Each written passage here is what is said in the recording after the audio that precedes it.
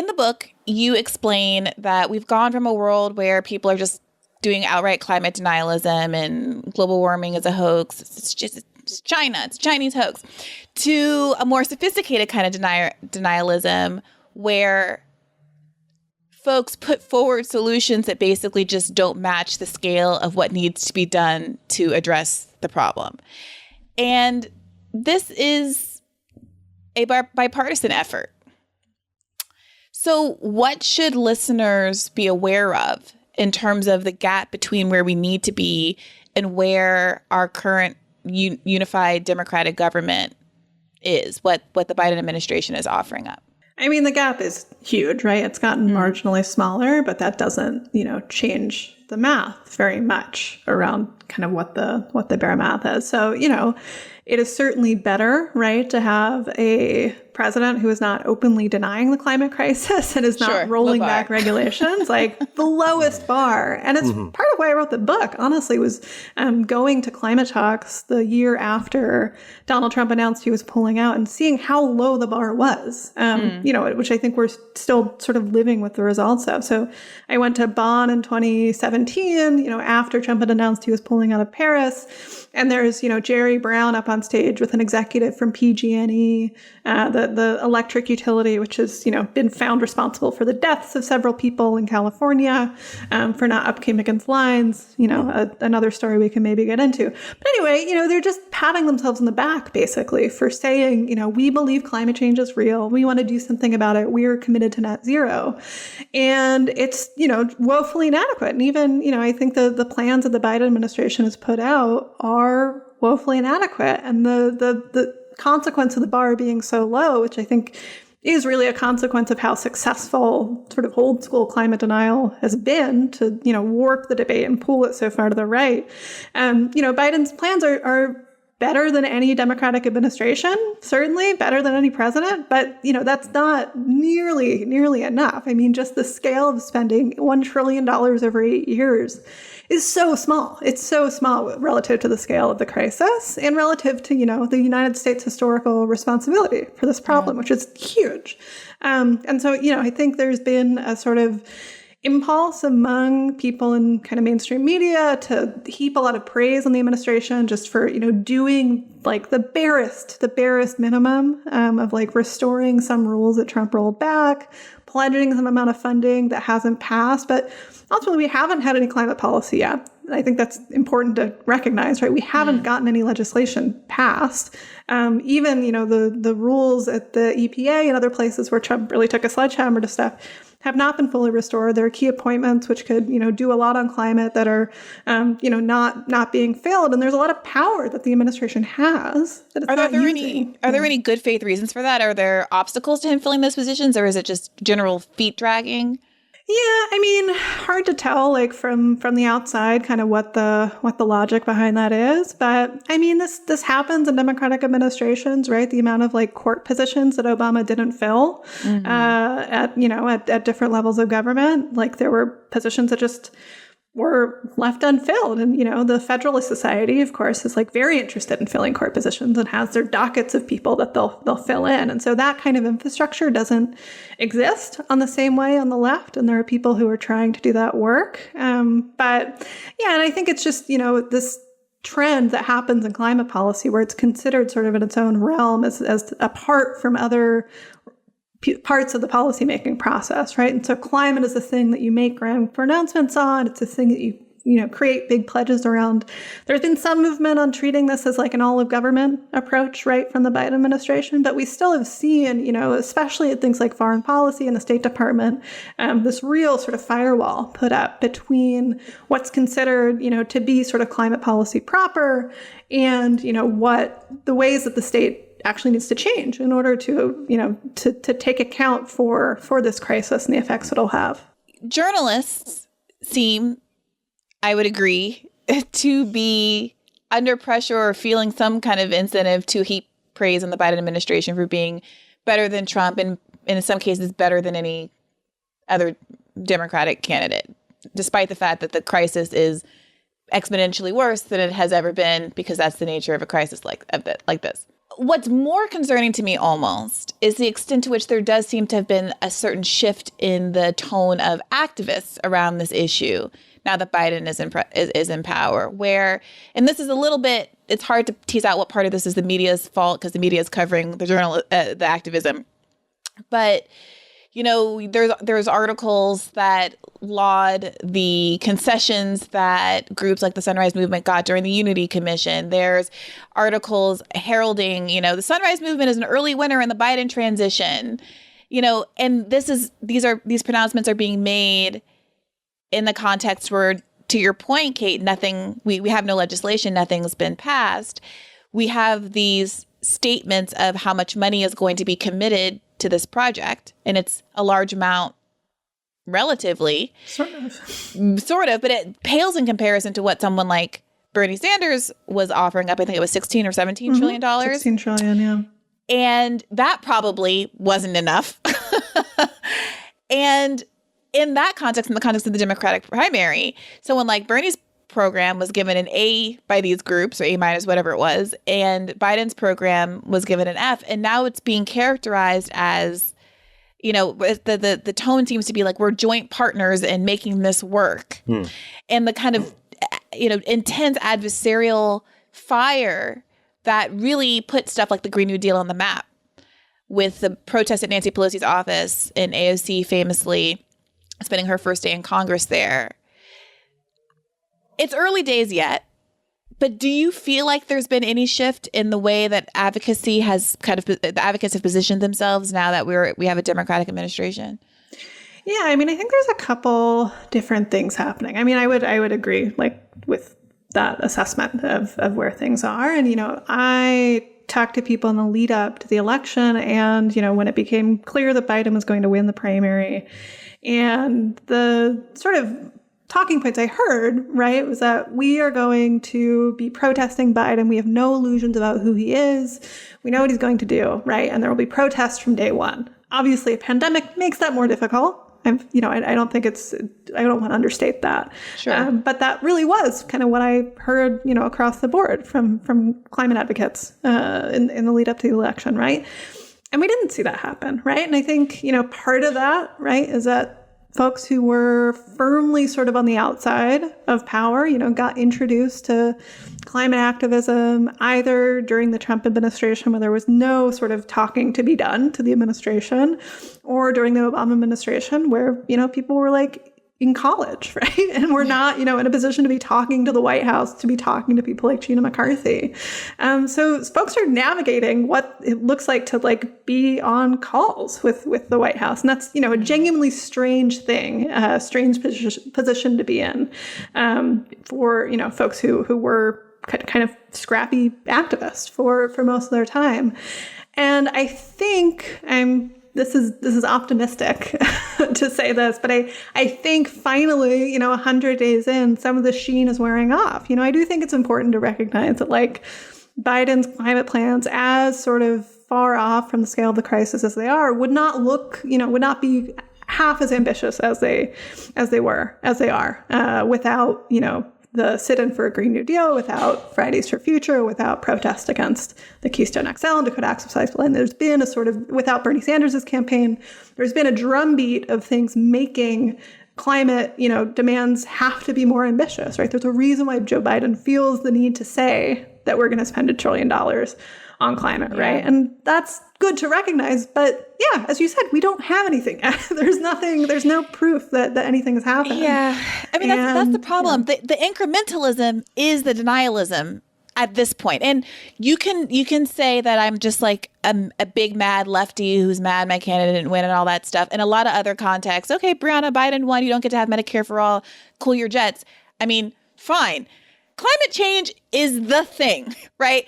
Climate change is the kind of bully pulpit from which all of the vote blue no matter who chiding was launched, right? Because climate change, okay, I would argue that Medicare for all and healthcare as a human right is as exigent an issue at an individual level. But climate change, obviously the scale of it and the enormity of it means that it is one of those things that, one, requires a federal global response, and two, is genuinely an existential threat to every single person on this planet. There is no kind of like, you're going too far, you're being too lefty, you're being too persnickety when it comes to climate change. So it really is frustrating to me, even if we're going to say let's give them a few weeks to realize that there's a difference between access and influence, as Jane McAlevey said recently to us on an episode. Okay, let's give the activists just a second to realize that being on the call is insufficient. I don't understand why there isn't more, that all of that energy that Noam Chomsky and a lot of people had prior to the election, where they were saying, if we don't vote for Biden, the world is going to end because climate change is an existential threat. Like, where is all of that energy? Like, where is all of that energy? And it feels like another one of these situations where we were misled. Bernie Sanders says, it's unconscionable that 68,000 people die every year from a lack of health insurance. And now we're all supposed to just sit on our hands and think that sort of thing is fine because, oh, well, Biden is president. Fine. Even if I'm willing to stomach that, which, to be clear, I'm not. Climate change is just like, you cannot bully me in that way. Yeah. I mean, I think of a very, like pragmatic reading of the last year, right? Of the last 5 years, I would say, is that every time we've seen the conversation about climate change come more in touch, even if it doesn't get there fully, become more in touch with the scale of the crisis, has been the result of really disruptive direct action, right? Has been the result of things like huge climate strikes across Europe. And, that happened in the United States too, of the sit-in at Pelosi's office, of, all of these sort of very disruptive protests that really challenge, power and make policymakers' lives really difficult for an extended amount of time, right? Every piece of progress we've seen has come from that. It does not come from meetings, right? It does not come from, being on Zoom calls, right? And I don't, I'm not going to say that that's kind of what's going on in people's heads, right? But that, the lesson, I would say, not just from the recent history of the climate movement, but from U.S. history, right? Is that we don't get, even much smaller changes in the kinds of things we're talking about now without massive disruptive action, without, really sort of roiling protests in the streets. And we haven't seen that yet. And I think, we're seeing the real limits of how far Joe Biden will go without that kind of presence, without, there being sort of massive disruptions. You were saying that the problem isn't that the market signals are, carbon is improperly priced. The problem is the market itself. Well, how is someone like Joe Biden?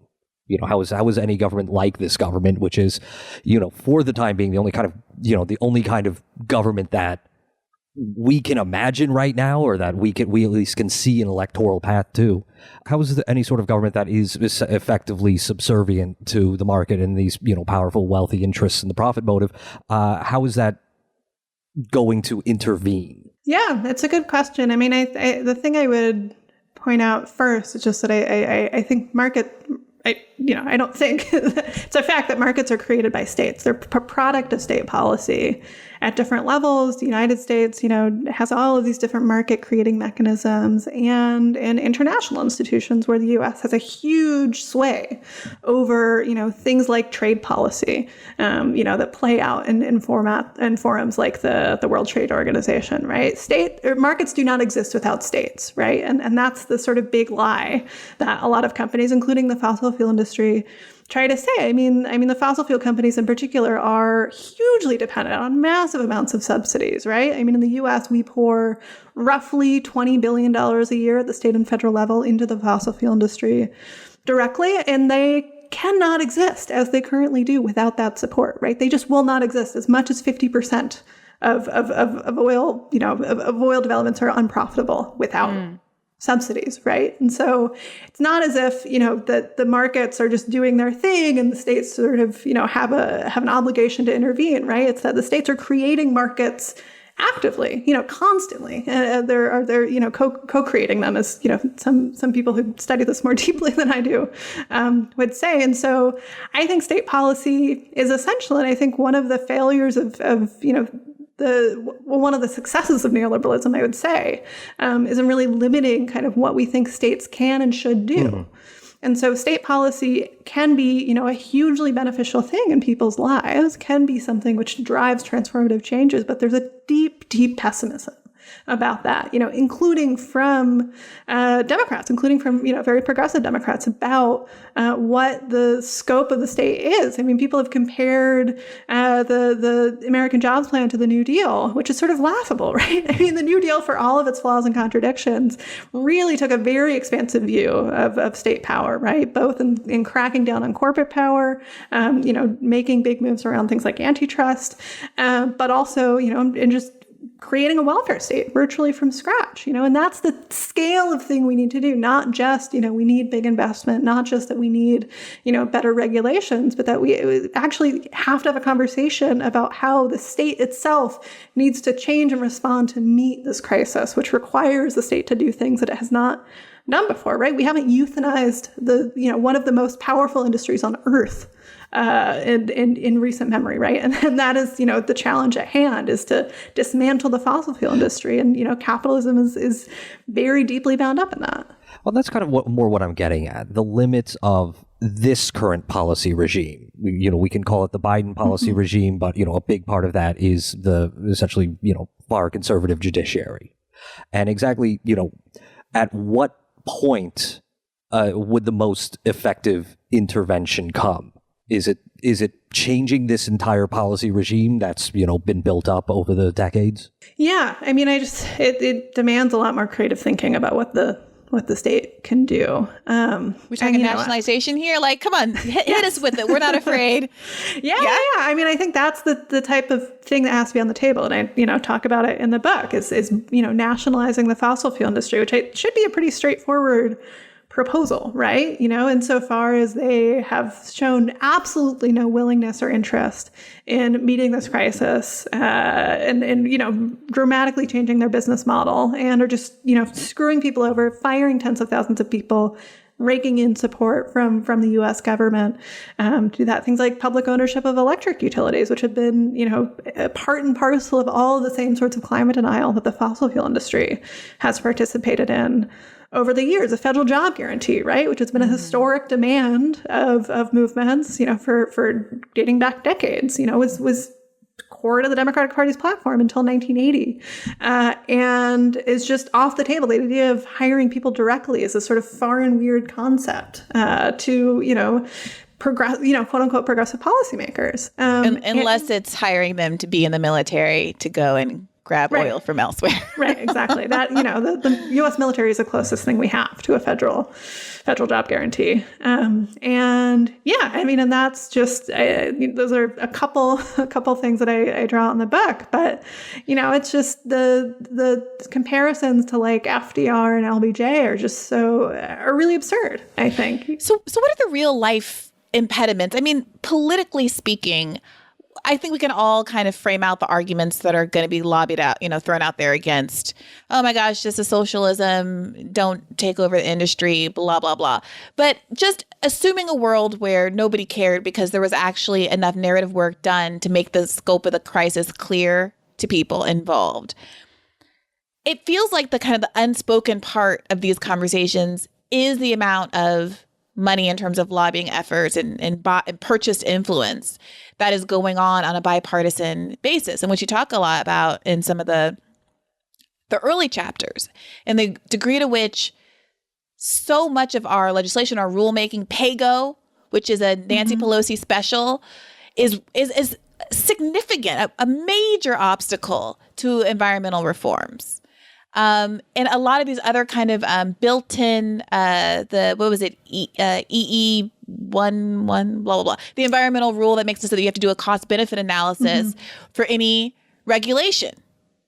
Okay, so you have to show, it has to be basically like profitable. Like it has to not hurt profit to do something that's socially beneficial.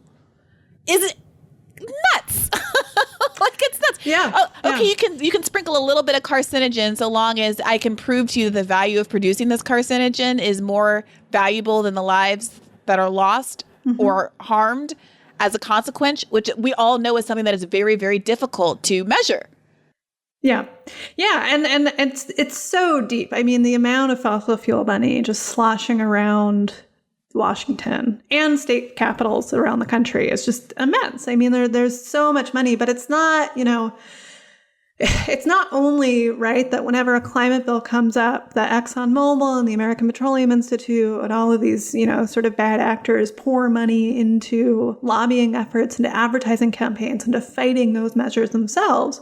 It's that they've done this work for dating back like 70, 80 years again. And as, a part of this bigger business conservative movement to really ensconce minority rule at every level of government, including, things like the mandate for leadership that the Heritage Foundation gave to Ronald Reagan in his first week in office. This thick book of policies that they wanted him to introduce. And he took up 2/3 of them, right? He took up, an enormous amount of what was essentially an organizing project, right? Kimberly Phillips Fine's book, Invisible Hands, really makes this clear, right? That there's this long sort of thoroughgoing effort among the biggest companies in the United States to, concretize this stuff into law so that even if, public opinion shift, even if, we know that climate policy is popular, we know that a Green New Deal is popular, and we have a political system which is really bad at translating public opinion into law, into policy change.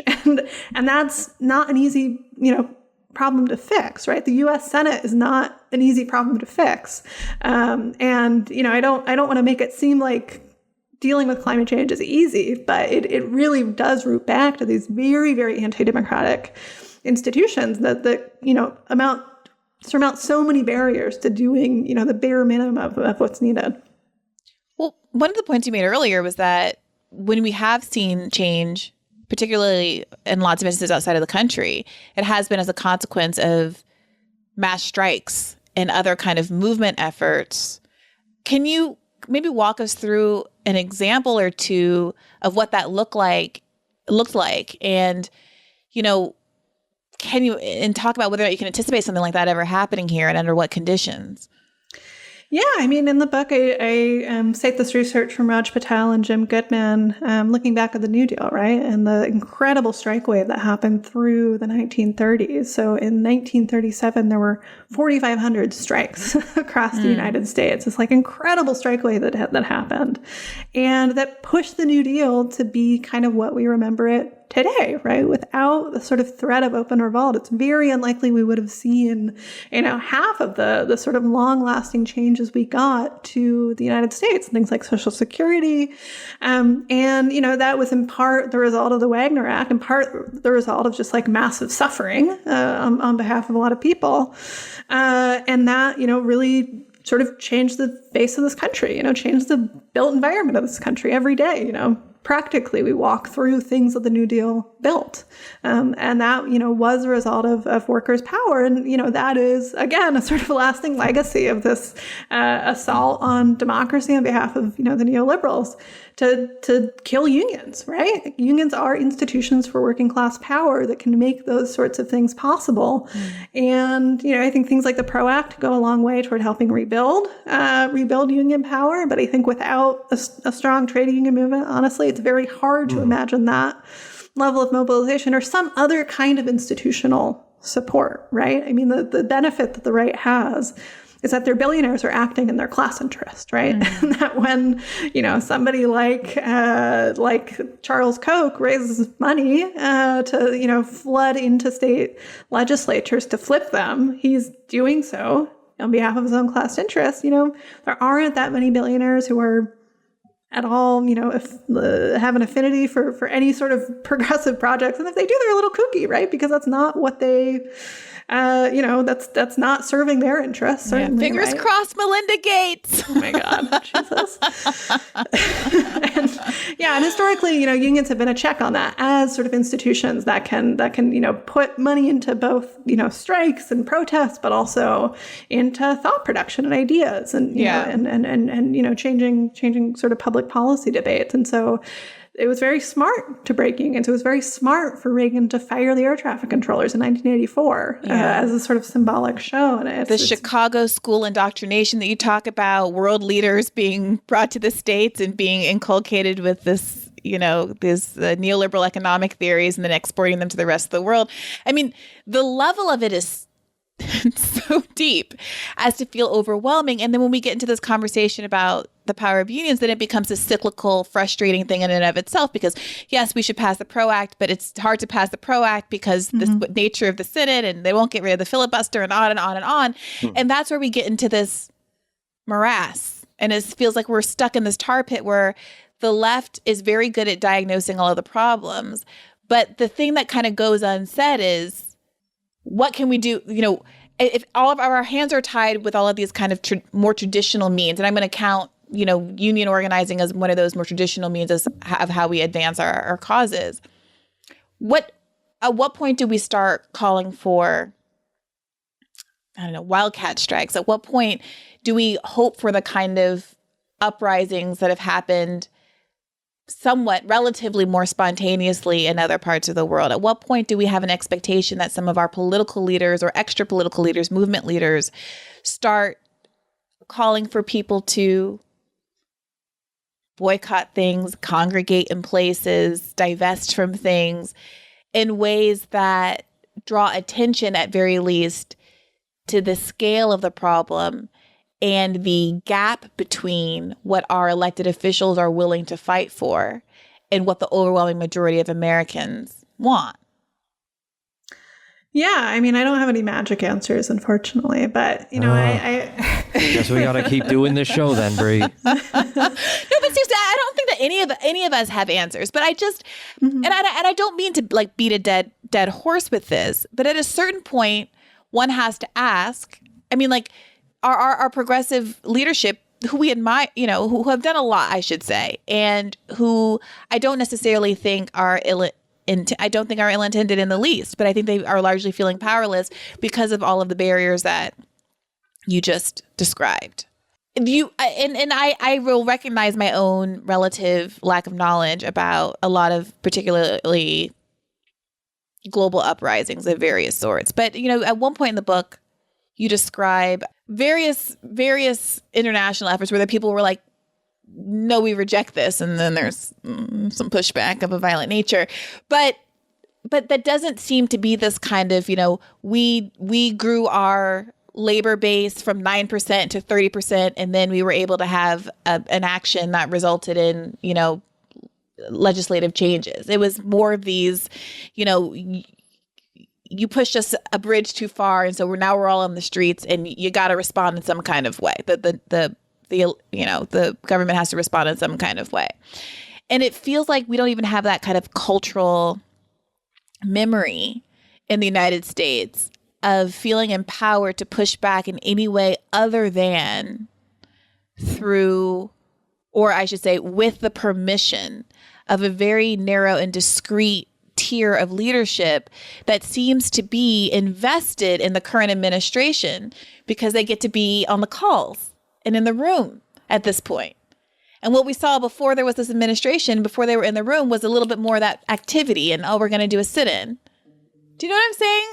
Yeah. So I would say two things. So I think one is that these sort of, huge demonstrations that happen in Chile and in other places, that are happening around the world, right, as we speak, are not necessarily spontaneous, right? So I think there's very longstanding traditions of organizing against different regimes, including within trade unions, that all sort of filters into that is important. So I think that's one thing to spontaneous isn't necessarily the right word, but here's my problem. You will have a country that has union density that is, let me Google Chile's union density. Okay, 12.4%. We're at what, 9, 8, something like that? Something like down that. From 11 a few years ago. Okay, 12 is better than 8, right? But we're not talking about, 1960s, post New Deal, 30% union density, right? And my objection isn't to organizing, obviously. My objection is to a conclusory approach that says, because we don't have X, and, we have limited unicity, weak unions because of all of the legal disenfranchisement of labor, et cetera, over the last 40 years or so, we just we are not ready for any of this. We cannot even call for any of this. We cannot have a discussion about what any of this would look like. Yeah, I mean, I don't think there's any threshold of union density that sort of unlocks the key to social yes. change. Yeah, and I don't think it's not like a quick fix, right? And I think that, what we've seen in just the last year, right, is that there are uprisings from outside of sort of progressive leadership, and that, is often the source of where real disruptive change comes from. I mean, this past summer, right? The uprisings around George Floyd's murder were not, necessarily, they didn't start from nonprofits, right? They didn't start from people who, were there. And I think people who are in positions of leadership in progressive organizations can be responsive to those things, can funnel resources to those things, can, be involved in ways that can be productive, right? But I think often, when things really sort of change the map, it's not, coming from a very well-designed PDF or PowerPoint. There's something else happening. Yeah. Well, when you say there's no quick fix, and looking at the timeline that we've got for climate change, how do you kind of manage that? I mean, knowing better than most what the crisis demands and the timeline being as short as it is. We've been saying it was 12 years for a long time, so we're probably down to what now? 8 years, 9 years left to cut this stuff off at the pass. And other contexts, like I mentioned before, you can say, Brianna, you have to be patient, and you have to wait. And I guess I have to listen to you because you have more authority than me, and that's fine. It's not fine for people who are dying, but okay, that's fine. She's quoting me. But for climate, what are you, if you say something like, I don't mean you, but like the royal you, if one says there's no quick fix, then are we basically just saying, all right, the world's going to end. Let's see if we can get a ticket on Elon Musk's spaceship. And that's that. Oh, well, because that's what it feels like. It feels like there's basically been an acquiescence to the inevitable politically. Yeah. Well, I think politically, a lot of policymakers just are not in touch at all with the scale of what needs to happen. And so, I'll say that. But, for me personally, my entire job and, most of my time outside of that is spent kind of looking at that gap between what needs to happen and what's on the table, which is not fun. It's not fun to exist in that space. But the idea that there's some point at which we'll cross a threshold and we can give up, and that we just, resign to the worst happening. We never really reach that point, right? There is, every sort of 10th of a degree of warming translates into tens of thousands of lives lost. So it's not as if we just, well, those 10 years, those 12 years are up. Guess it's over. Let's figure out how to resign. There's always sort of more work to be done. And, I think that's how I think about it, and how I, keep from getting a little too resigned or depressed about it, is just that, there's always sort of more work to be done. There's always more organizing to be done to keep the worst from happening, because the worst is very bad, right? It's not, the best is not great. The best we can expect is not, we've already warmed the planet by over 1 degree Celsius, right? The sort of space between 1.5 and 2 is treacherous, and beyond that is even more treacherous, right? But those differences, they sound very small, and I think this is something that's a little bit hard within the climate conversation, is that, 1.5, 2 degrees doesn't sound like very much. But, when you look at what that means for low-lying island states, right? That's the difference between whether people's livelihoods exist or not. The difference between whether 5 million people get displaced or 1 billion people get displaced, right? And those differences are huge. And I think that's the sort of mandate to keep pushing on climate, and to really, call attention to that gap, to, how far off even our more enlightened conversation about this is, from how far off that still is, from what, dealing with this in any sort of just or humane way would look like.